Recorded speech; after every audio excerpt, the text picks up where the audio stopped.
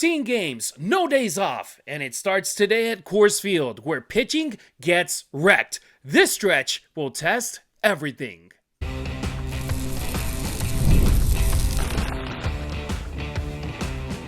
You are Locked On Dodgers, your daily Los Angeles Dodgers podcast. Part of the Locked On Podcast Network, your team every day.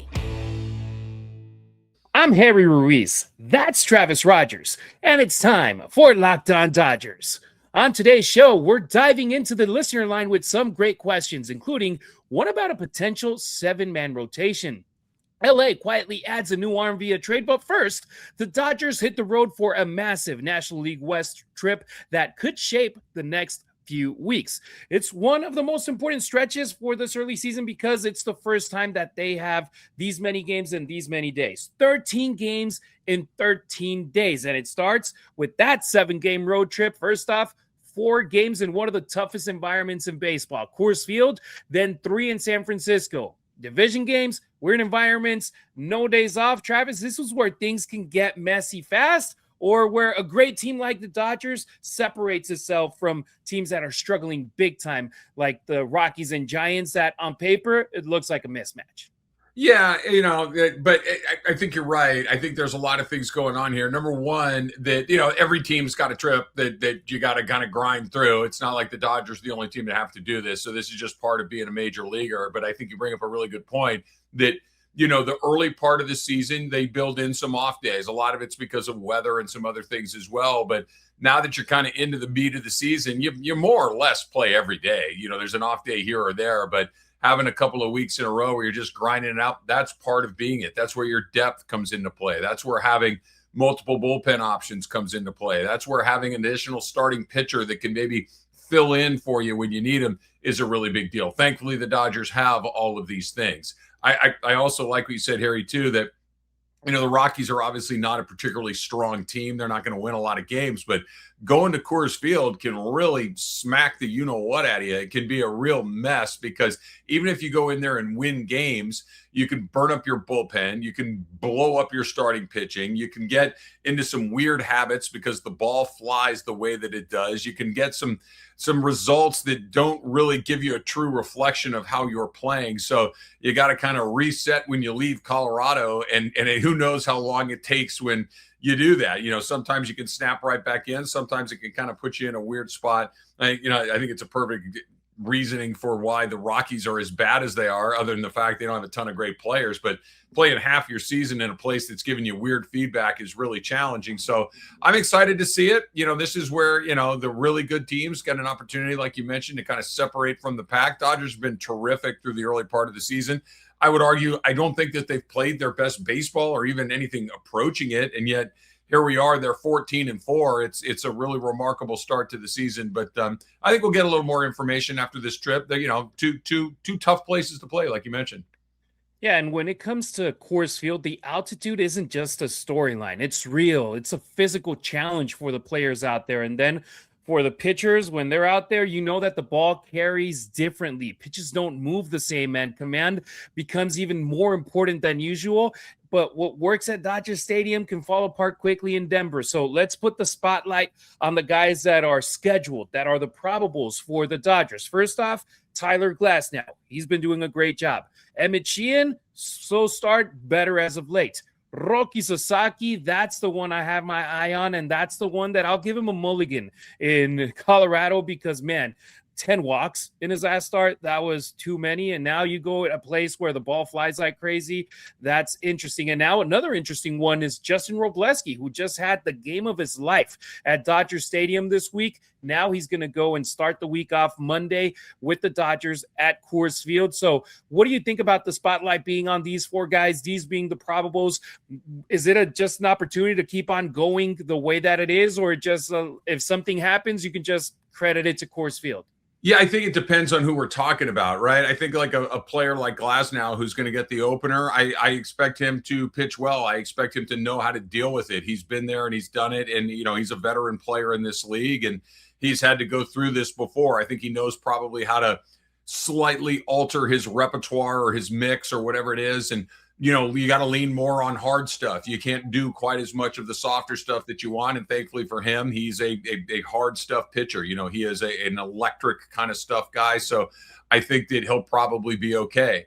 I think that, some of Sheehan is, he's a work in progress. He's a really good pitcher, but you're never quite sure what you're going to get. I like his competitiveness, but I think one of the things that is challenging for a younger player is when you go into Coors Field and it starts to go wrong, like, do you just kind of accept it for this is Coors Field and stuff goes wrong? Or do you take it in, or I'm not pitching well because I can't do this, that, or the other thing? And, two things can be true at the same time. You might actually not be pitching well, and it might not have nothing to do with Coors Field. It's really hard to kind of separate what's going wrong.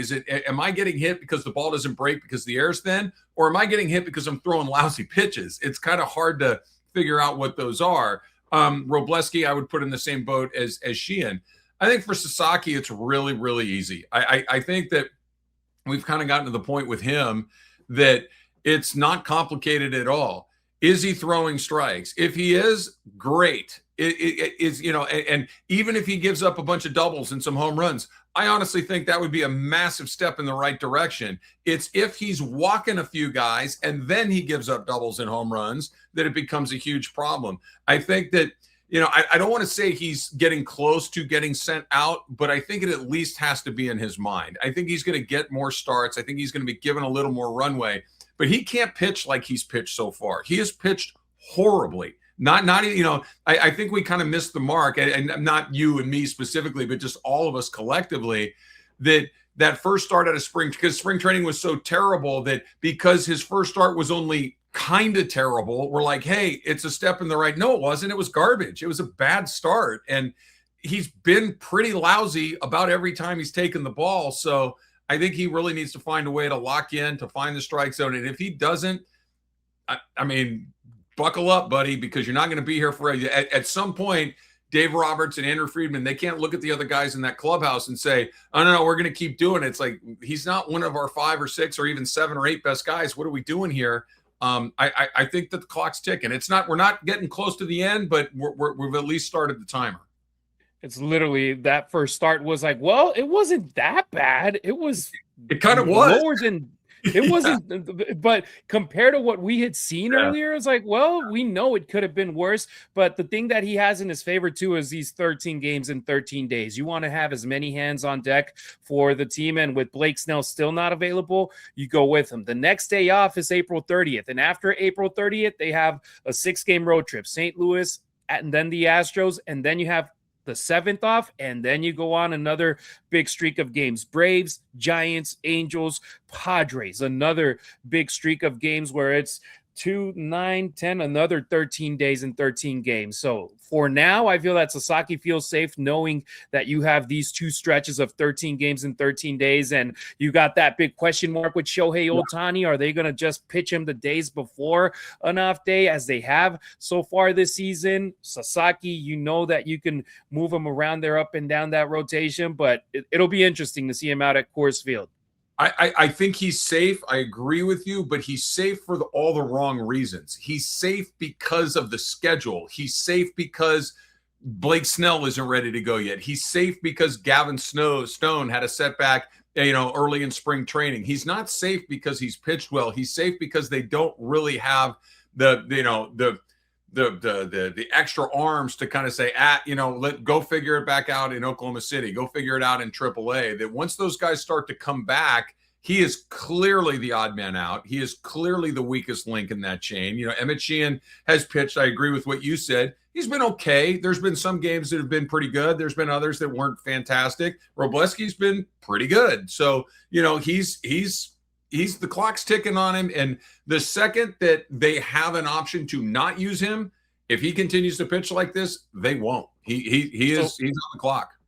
So we talked a lot about pitching in this first segment. What about the bats? You got the opportunity for a guy like Kyle Tucker to get his mojo back. Yeah, he closed the final game of the series this past week at Dodger Stadium with a home run against the Mets in the 8th inning, a solo bomb when the game was already out of reach for the Metropolitans. But now at Coors Field. I feel like a guy like Kyle Tucker can get his groove back. Guys that like Max Muncy, who, yes, he had that 3 home run game, but what has he done after that? This is an opportunity for him, or even a Haesung Kim. If he doesn't go over that right field wall, if it hits the wall, keep on running and get all the way to third with your speed. A guy like Alex Freeland, who's been struggling as of late, what can he do? Coors Field, giveth and it taketh. I know that with the pitching, you hate being a pitcher out there, but you love being a guy up at bat. Yeah, it's a weird place, man. It would be really rough to be a Rockies fan or a Rockies player, because it just you don't even know what you have half the time, because the ballpark and just the fact that it's at elevation, and the ballpark's massive. I don't know if you've ever been a chance to go to a game at Coors Field. Like, you come into like that outfield it looks enormous because it is. You know, they had the fences a little further because it just, the whole thing's a mess. But I like what you said. I think Tucker's really interesting.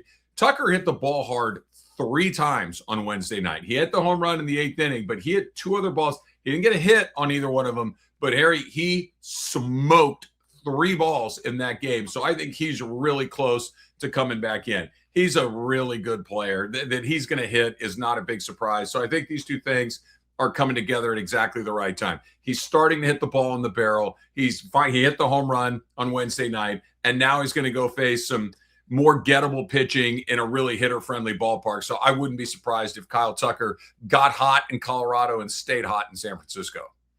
Yeah, the Dodgers are going into this game with a 14-4 record today, Friday. The Rockies, they just cut their 6-game losing streak in Houston with a 3-2 win over the Astros, who finally cut their 8-game winning streak. They won 2 in a row against Colorado, but they lost the final one. So this trip, it's not just about stacking wins. It's about proving that this Dodgers team can win in any environment. So my question to you is, sorry, go Travis. Yeah, I just get in and get out. You know, like I don't think you can really pull too many meaningful things out of a Colorado series other than some really, 30,000 foot kind of stuff. Just get in there, win at least 3 of these games and hit the bricks and go to San Francisco and just, count the days till you have to go back to that place, because it's just a weird environment.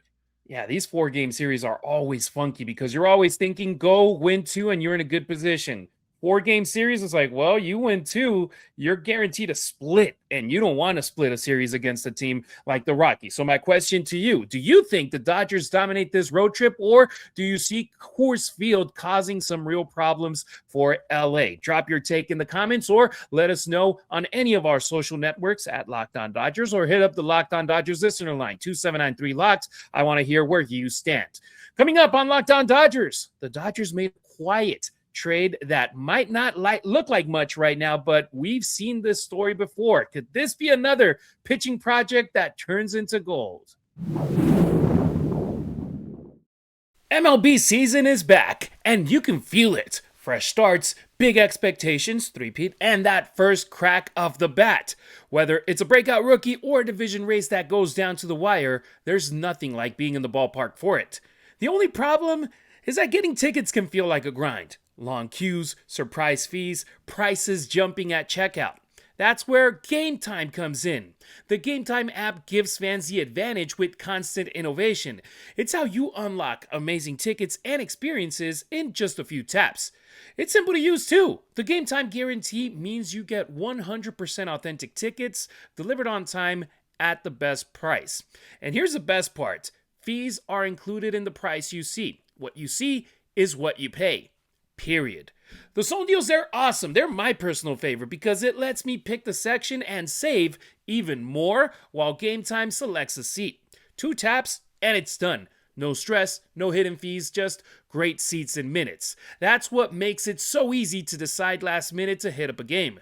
Take the guesswork out of buying MLB tickets with Game Time. Download the Game Time app, create an account, and use the code LOCKEDON for $20 off your first purchase. Terms apply. Again, create an account and redeem the code LOCKEDON for $20 off. Download the Game Time app today.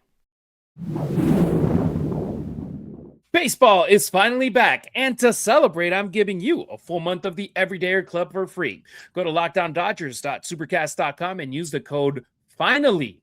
You'll unlock every episode ad-free and get access to our private listener group chat. Tap the link in the show notes and use the code FINALLY to claim your free month. Trade alert! The Dodgers bet on upside again. The Dodgers made a move that didn't dominate the headlines, but it absolutely fits the blueprint. They've acquired right-handed pitcher Chase McDermott from the Baltimore Orioles. A lot of you guys are asking, who?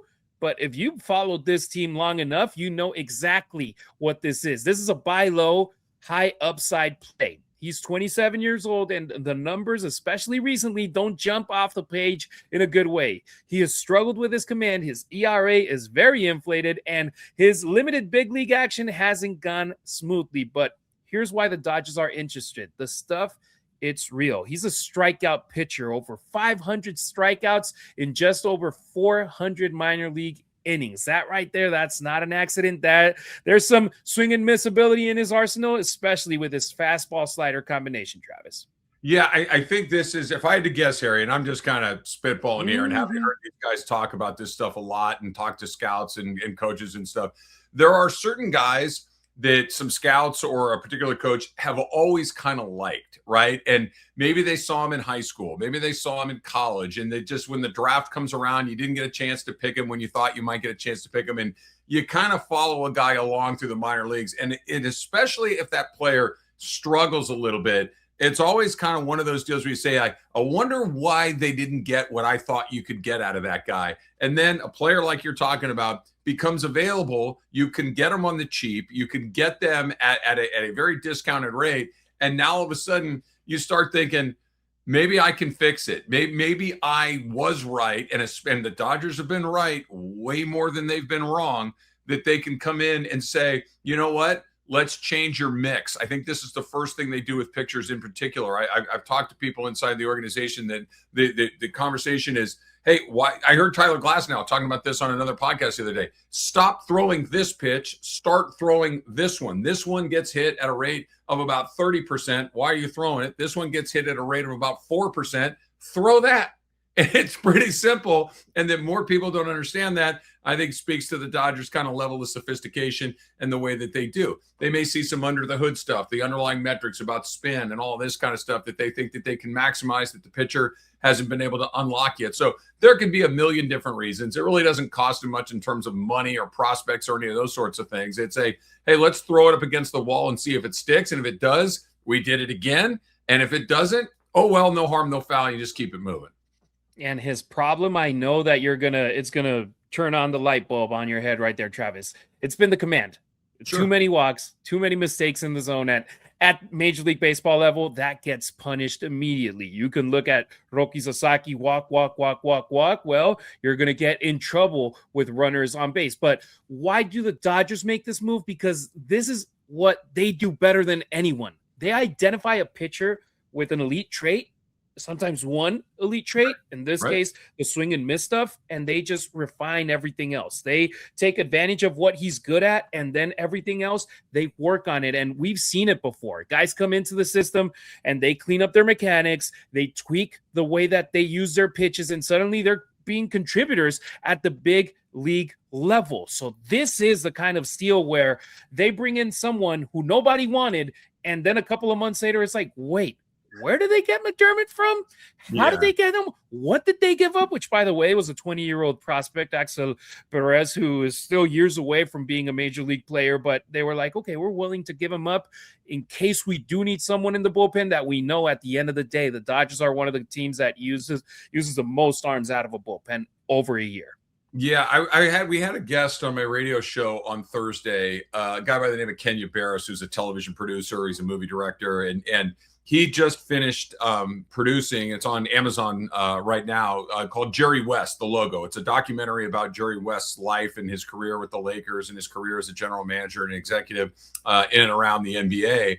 And, it just kind of reminded me of Jerry West kind of did what the Dodgers have done of late, where when Jerry West would call you and say, hey, I'm thinking about making a trade. What do you say I send this guy over there and you send me your guy over here? And Jerry West just fleeced people year after year after year. And it became the joke of, if Jerry West calls you suggesting a trade, hang up the phone because you're going to get taken to the cleaners. He knows more about this than you do. He's better at this than you are.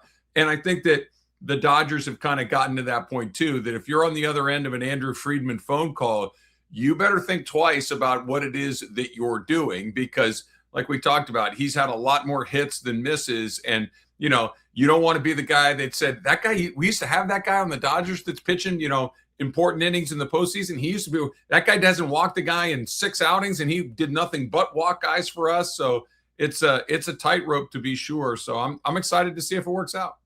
And you have to have the right structure to make a guy like this work. And the Dodgers, they've invested in that structure to have the right people available to help those coming in to the team. So my question to you is, do you trust the Dodgers to fix a pitcher like McDermott, or do you think this is just organizational depth? Drop it in your answer in the comments, or hit me on social at Harry Ruiz on Twitter, at Harry_Ruiz on Instagram, at _Harry Ruiz on TikTok, or at Travis Rogers. Rogers, just like Dodgers, but replace the D with an R, at Instagram and Twitter. All right, next on Locked On Dodgers, it's time for the listener line. We've got a great question about a potential 7-man rotation once Blake Snell returns in. More questions from you, so stick around. The NHL playoffs are here, where every shift matters, every moment is intense, and the pressure is at its highest. Both the Ducks and the Kings are through, so a lot of local NHL action going on here in and around Los Angeles. And just like performance matters on the ice, it matters off the ice too. That's where Rugette comes in. Rugette offers treatments designed to help get you ready and stay ready when it matters. Their top option, Rugette Ready, combines clinically proven ingredients in a simple mint that dissolves under your tongue. And it works fast too, often in about 15 minutes, and it can last up to 36 hours. And they also offer Go Long, designed to help with both performance and control.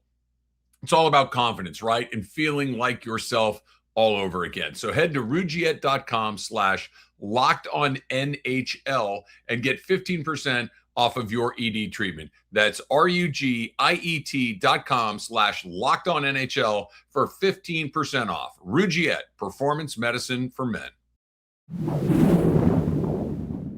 Are you new here? Welcome. Everydayers, you already know you're the heartbeat of our show. It's easy to help us out. Subscribe and like our content on YouTube. Drop a 5-star review on Apple or Spotify, and hit up the Locked On Dodgers listener line, 279-3-LOCKED. That's 279-356-2533, where you drive the conversation, and we're hitting it up right now. And we start with Jesse from North Carolina. And I'm wondering why the Dodgers can't just go with a 7-man rotation of when Snell comes back. You've got Yama, Snell, Ohtani, Glasnow, Sheehan, Roki, Robleski. I'm wondering why that's not a consideration at this time. Is it just too many days to go between pitching? Because it feels like that would alleviate. If you're expecting your starters to give you 32 starts a year and they go down to 29 each, or however the math works out, it feels like that could solve or help reduce some of the health risks that y'all are talking about with, they've pulled Robleski in the 8th inning. And it just gives the Dodgers more options. So I'd love to hear your thoughts on that. Love the show, guys. Thanks.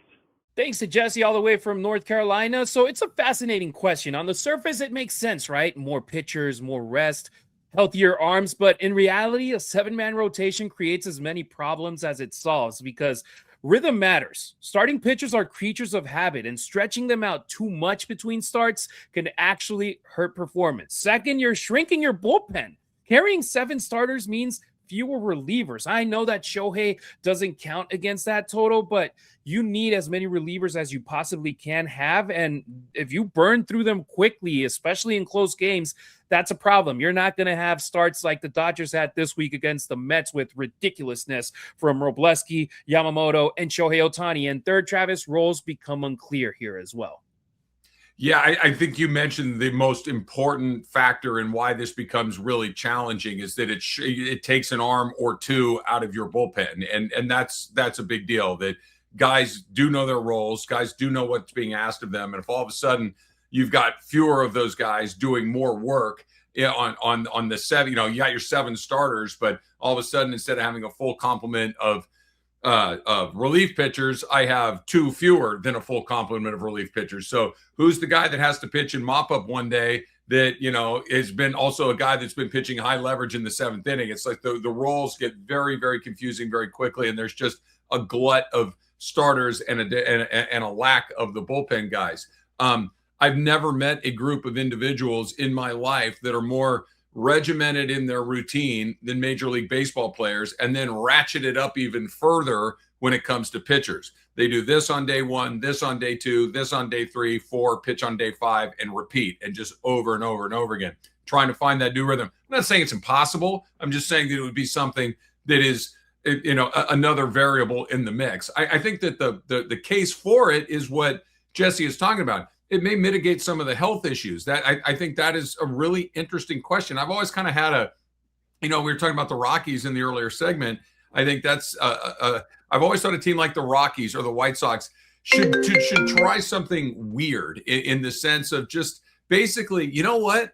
Let's just have all of our pitchers pitch 2 innings like 4 times a week and just constantly cycle through. I'm not saying it's a good idea. I'm saying clearly what they're doing doesn't work. So why not try to do something different? And again, so these ideas, I'm not opposed to them. And then the last one, which probably has a lot to do with this, you know, certain, maybe not from the organizational standpoint, but from somebody that is certainly a bigger part of what's going on from the player standpoint.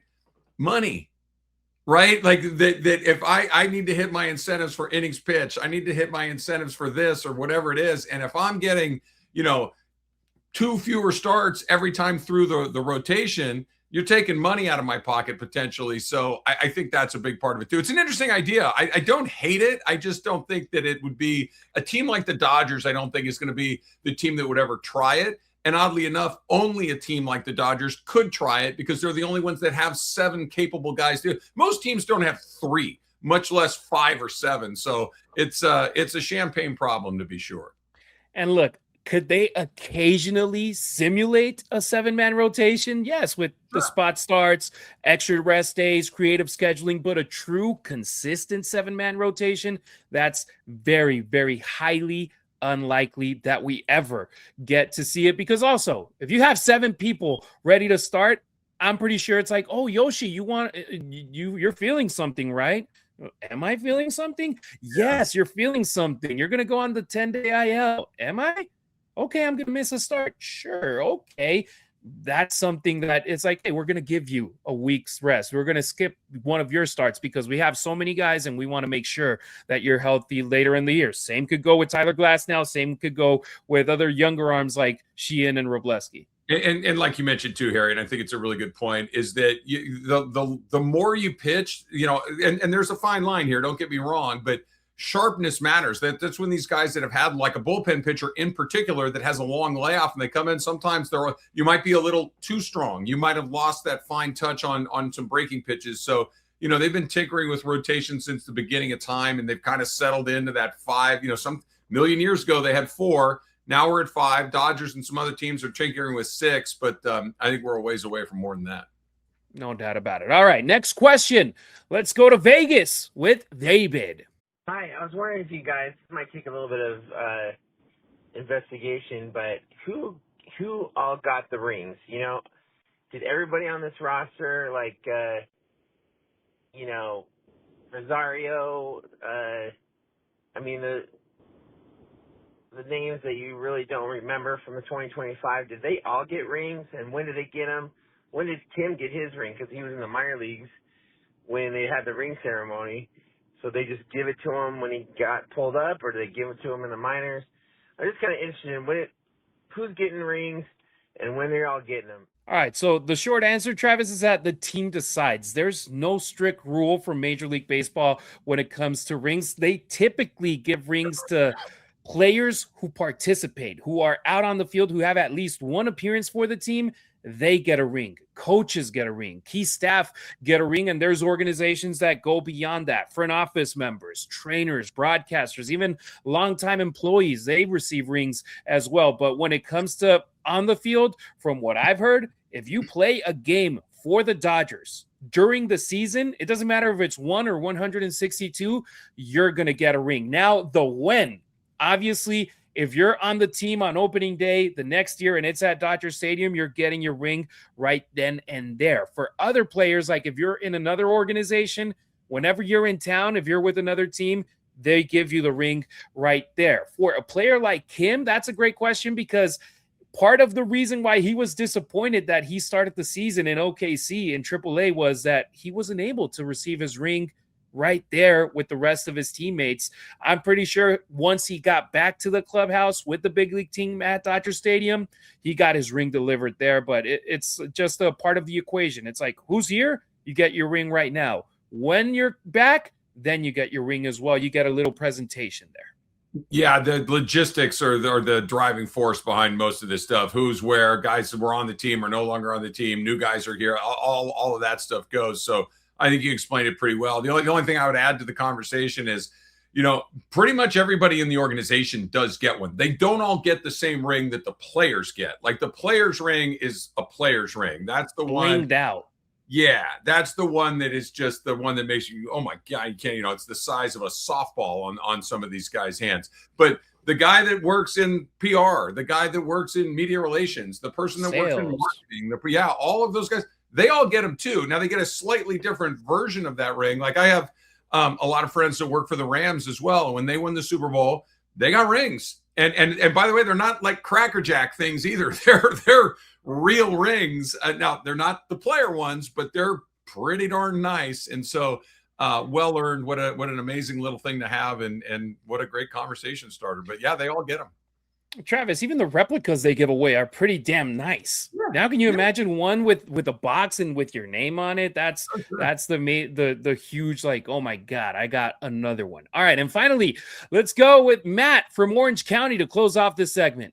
But I had a curious question. I'm wondering why they haven't changed the rules, because Yamamoto didn't get a win. Instead, it went to Trinan, who I think threw like 7 or 8 pitches. Yamamoto threw, I think, like almost 100 pitches. And Vesia got a save. Trinan got the win, but then Yamamoto doesn't get anything but a low ERA, which is great. But I think they need to change the rule book somehow, call it a hold or something, because I don't think Trinan deserves the win. I mean, I'm glad he got it, but I don't think in a real world that makes much sense. But I just wanted to get your guys' thought on that. I mean, Trinan got out of a pretty damn bad jam that he was in when he came into the game. I feel that he did deserve the win, but it's a good conversation as well to say it's like one guy pretty much had the whole effort all the way into the 8th inning. Unfortunately, he wasn't able to get out of it, but it's if you're in the game and the game is tied or the team is down, you're not eligible to get the win. As easy as that, Travis, unless the team is up. You're not getting the win in that situation if you don't close the inning. I'm with Matt. I know the rules, and I know who gets the win based on the situation and when you leave with the lead or who's on base. Like, I know how it works. As a former pitcher, I used to keep very close tabs on who's getting what. I'm well aware of it, but I agree. Score the runs while I'm on the mound. Score the runs now. Yeah, I like these rules were written literally 100 years ago. Like we got a pitch clock, we got ghost runners, we got all sorts, we got robot umpires. Like, let's readdress some of this stuff.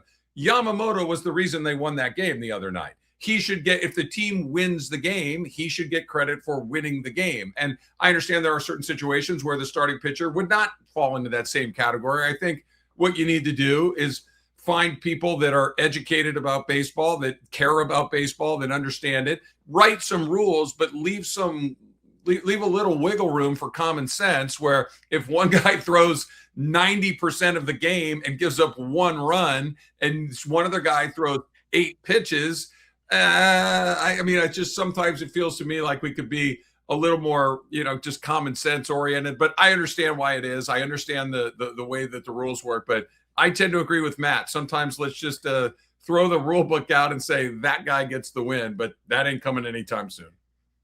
Here you go, Travis. I think I found the solution. If you have a quality start and your team ends up winning the game and you left the game either tied, then you should get the win. I think that's pretty simple. Yeah, I mean that works, but I just think that there are so many different variations on when it is and what is this one and what is that one. I think that it's like, we all know something when we see it. The great line, the Supreme Court Justice Potter Stewart said, I can't define pornography, but I know it when I see it.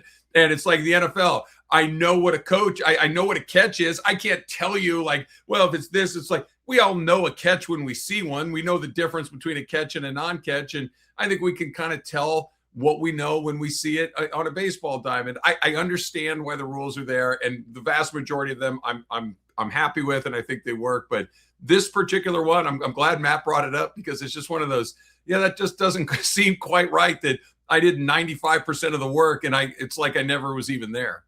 Yeah, literally. We were talking about the game and Yamamoto, how amazing was he, this and that. He wasn't the pitcher that got the win in this game. And how bad would it suck if at the end of the season, Yamamoto and Skeens end up with very similar stat lines, but Skeens has one more win than Yamamoto, and some people go that way and be like, okay, Skeens got one more win. It's like, dude, look at that game Yamamoto pitched in April. Yeah, it's a really good point, and I'm really glad that we've moved beyond the fact of, well, this guy got 11 wins and this guy had 10, so 11's better. That's a dumb way to look at it. It'd be simply because wins do not reflect how you pitch. WHIP is a better reflection on how you pitch. ERA is a better reflection. FIP is a better reflection on how you pitch. Ks per 9, walks per 9. Like, this is because it takes all of that run support stuff out. It takes all of that defensive stuff out, and just how are you pitching? And wins are far more of a team stat than I think they are a pitching stat. And yeah, if any Cy Young voter votes based on wins, they should have their vote taken away from them. Yeah, I was about to say baseball has been moving away from pitcher wins as a meaningful stat anyway. But the thing is, like, if it's very similar, both players, I would just be like pulling hairs, and very few I have left. Let's say Yamamoto had a couple more wins than Skeens. That doesn't mean Skeens wasn't a lot. Skeens is on a terrible team. The Yamamoto gets the benefit of being on a really good team. You got to look at the whole picture and pay attention to what's going on, and not just look at stats, because they can lead you to a place that is not exactly what's going on. And speaking of, Pirates 11-8, tied for first place in the National League Central. How about that, right? So just to finish up, mark it down. We're April 17. Mark it down, because I don't think we're going to be saying that in 2 months. They won't be there for long. So could the rule be changed? Sure. Should it? Maybe. Will it? I don't think so. So thank you to everybody that hit up our listener line this week. 2793-LOCKED, 279-356-2533. If you want to be featured in our show, just a huge favor. Leave your name and where you're calling us from, so that way we can give you a shout out on our show. All right, that'll do it for today's pod and this week of Locked On Dodgers. Thank you for making our show your first listen, and thank you for making Locked On the #1 sports podcast network. We'll be back on Monday to kick off a new week with all the storylines surrounding the Dodgers, including them kicking off their first divisional road trip of the year. If you never miss an episode, the Everydayer Club is built for you. Get Locked On Dodgers ad-free, plus members-only Discord access, and more. Head to LockedOnDodgers.supercast.com to join the club.